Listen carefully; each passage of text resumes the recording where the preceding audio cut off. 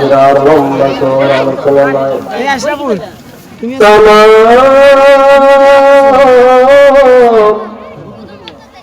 পৃথিবীর মানুষগুলোকে ভালো বানাবার জন্য, অসভ্য মানুষগুলোকে সভ্য বানাবার জন্য, অভদ্র মানুষগুলোকে ভদ্র বানাবার জন্য আমার আল্লাহ রব্বুল আলামিন দুইটা নেয়ামত, দুইটা বরকত, দুইটা রহমত পৃথিবীর জমিনে নাযিল করে দিলেন। যারা এই দুইটা রহমত, দুইটা বরকত জীবনের সাথে আঁকড়িয়ে ধরতে পারবে, তাদের জীবনে ভয় ভীতি দুঃখ বেদনা থাকবে না, চুরির ভয় থাকবে না, ডাকাতির ভয় থাকবে না, জেলা বেবিচারের ভয় থাকবে না, স্ত্রীর ভয় থাকবে না। না না, আল্লাহর ভয় যদি সকলের ভিতরে থাকে তাহলে কখনো এরকম ভুল হবে না। এই দুইটা রহমত, এই দুইটা বরকত কি আপনারা শুনবেন কি শুনবেন না?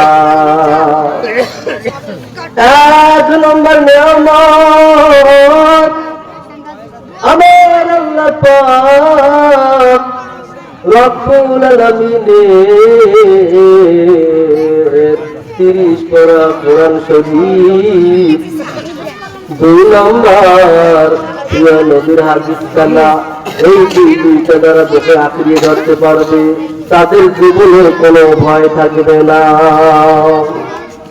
আমার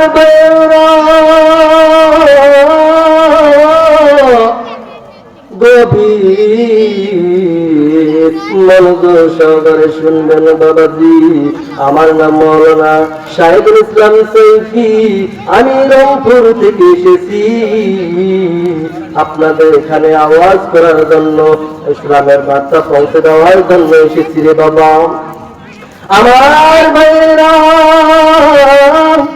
পৃথিবীতে পথ প্রদর্শক দেখাবার জন্য আমার আল্লাহ পাক রব্বুল আলামিন যুগে যুগে নবী রাসূল পাঠিয়েছেন, নবীর সাহাবী পাঠিয়েছেন, ইমানদার পরহেজগার ব্যক্তি পাঠিয়ে দিয়েছেন। পথ ভ্রমণকৃত মানুষকে সঠিক পথ দেখাবার জন্য, অন্ধকার আচ্ছন্নের ভিতরে উপরে থাকা মানুষগুলোকে আলোর পথ দেখাবার জন্য আল্লাহ পাক রব্বুল আলামিন উসমান গনিকে পাঠিয়ে দিলেন। আমার ভাইরা,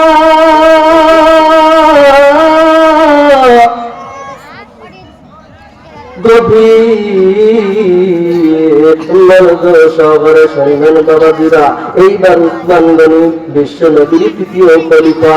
তিনি এমন একজন অনিষ্ট ব্যক্তি ছিলেন, তার সততার গল্প যদি আপনাদের সামনে উপস্থাপন করিলে বাজান, আপনারা সবাই আশ্চর্য হয়ে যাবেন।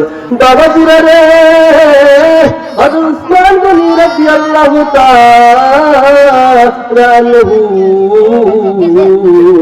মসজিদের নববীতে নামাজ পড়ে বের হলেন। নামাজ পড়ে বের হওয়ার পর তিনি একটা যুবকের দেখা পাইলেন। যুবকের দেখা পেয়ে দেখলেন যুবকের ভিতরে কি চলছে, যুবকের ভিতরে কাঁপুনি চলছে, ঝাঁপুনি চলছে। যুবকটি অনেক ক্ষুধার্ত অবস্থায় রয়েছে, শরীরের মধ্যে ভূষর পড়ে আছেন। হযরত উসমান গনি রাদিয়াল্লাহু তাআলা আনহু তিনি ডাক দিয়ে বললেন, যুবক, তুমি কি ক্লান্ত নাকি? তুমি কি ক্ষুধার্ত? তোমার কি কোনো টাকা পয়সার প্রয়োজন আছে নাকি? তখন যুবক ডাক দিয়ে বললেন, হুজুর,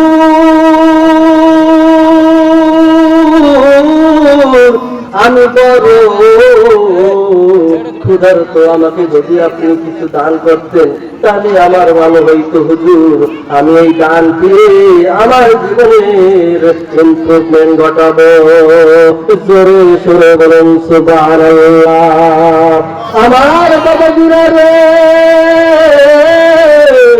এইবার উসমান গনি ডাক দিয়ে বলেন, যুবক তুমি চিন্তা করো না, তুমি শুধু কয়েক মিনিট অপেক্ষা করো, আমি শুধু বাসা যাবো, বাসা দিয়ে তোমার জন্য কোনো কিছু নিয়ে আসবো। আর তোমার গায়ের যে জামাটা দেখি রে ভাই এত ছিঁড়া, আমি তোমার জন্য একটা জামার ব্যবস্থা করবো, তুমি কয়েক মিনিট অপেক্ষা করো। ও আমার গাইবান্ধার বাবাজিরা রে, ও বাদিয়া খালের বাবাজিরা রে, গভীর মনোযোগ সহকারে শুনবেন। এইবার উসমান গনি রাদিয়াল্লাহু তাআলা হাঁটি হাঁটি পা পা করে যখন বাড়ির ভেতরে প্রবেশ করলেন, বাড়ির ভেতরে প্রবেশ করার পর একটা নতুন জামা তার জন্য বের করলেন। নতুন জামা বের করার পর মনে মনে চিন্তা করলেন, না না না, শুধু ওকে জামা দেওয়া যাবে না, কারণ সে তো ক্ষুধার্ত ব্যক্তি, সে খাবে কি? তার জন্য পকেটের ভিতরে জামার ভিতরে সুন্দরভাবে কি করলেন, অনেকগুলো দিরহাম ঢুকে দিলেন। ঢুকে দিয়ে হাঁটি হাঁটি পা পা করে আসলেন, আসিয়া যুবককে দিলেন, ও যুবক, আমি তোমাকে কি দিলাম? জামা দিলাম। এই জামা তুমি এখানে পরো না, কোথাও আর ফেলে দিও না, কোথাও ধারাধারি করো না, তোমার এখানে অনেক সুন্দর সুন্দর নেয়ামত আছে।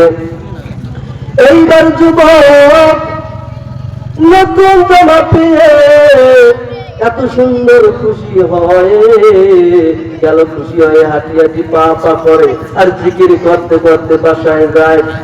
বাসায় যাওয়ার পর এই জামাটা তার বাবা মাকে দেখায়, ডাক দিয়ে বলে, বাবা ও মা, এই যুগের খলিফা উসমান গনি রাদিয়াল্লাহু তাআলা আনহু আমাকে জামা গিফট করেছে। এইবার জামা পেয়ে তখন যখন জামা পরলো, জামার ভেতরের মধ্যে অনেকগুলো দিরহাম রয়েছে। এই দিরহাম হাত ঢুকিয়ে দেওয়ার সঙ্গে সঙ্গে দেখেন এত সুন্দর দিরহাম পাইলেন। দিরহাম পাওয়ার পর তারা খুশি হয়ে গেল। খুশি হয়ে যাওয়ার পর আল্লাহর কাছে শুকরিয়া আদায় করলো। আমার বাবা যে আর 2 মিনিটের মধ্যে আলোচনাটা শেষ করতেছি, শুধু কথাটা বললাম, তার উদাহরণটা দেই রে বাবা।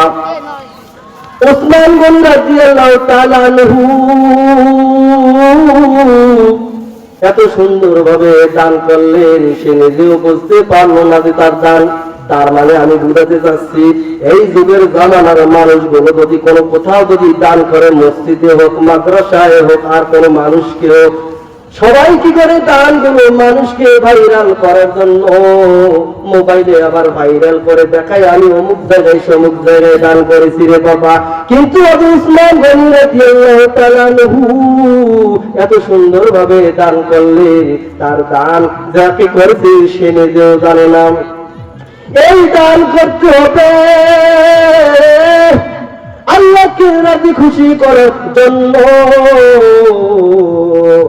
নবীকে খুশি করার জন্য, এবং নবীর আদর্শকে মেনে রাখতে হবে। কথা ঠিক কিনা? রোজ হাসরে আল্লাহ তুমি করো না বিচার, আল্লাহ করো না বিচার। মোরা জেনে শুনে জীবন ভরে করেছি পাপ পরে পরে, এখন আশা নাই যে যাব, এখন আশা নাই যে যাব তোমার বিচারে আল্লাহ, তোমার বিচারে মওলা, তোমার বিচারে। লিল্লাহ তাকবীর।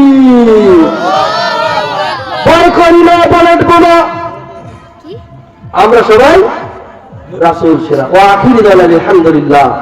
কমিটিকে অত্যন্ত ধন্যবাদ। আমাকে সময় দেওয়ার জন্য। আসসালামু আলাইকুম ওয়া রাহমাতুল্লাহ। ধন্যবাদ হুজুরকে গুরুত্বপূর্ণ তাফসীর পেশ করার জন্য। এখন আপনাদের সামনে কোরআন ও হাদিসের আলোকে তাফসীর পেশ করবেন আমাদের স্থানীয় উলামায়ে কেরাম জনাব আলহাজ মোহাম্মদ মাহবুবুর রহমান, অবসরপ্রাপ্ত শিক্ষক, উদাখালী উচ্চ বিদ্যালয়।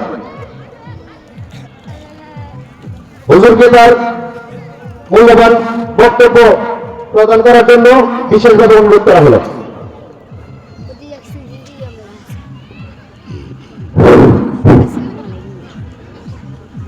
আসসালামু আলাইকুম ওয়া রাহমাতুল্লাহি ওয়া বারাকাতুহু।